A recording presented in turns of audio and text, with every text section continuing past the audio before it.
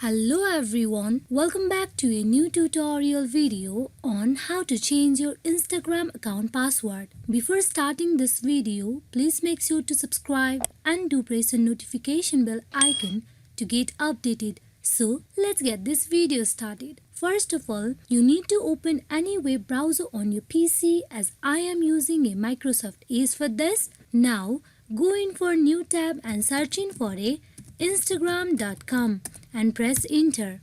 First, you need to get logged into your account by providing phone number or username or email address and password. So, go for it. Click on log in. After you get logged into your account, you can see profile icon on top right corner. Click on it. Here, you can see the option of change password. Click on it. To change your password, first of all, you need to provide a current password, so go for it. Now, go in for providing a new password for your account. Retype your password for the confirmation.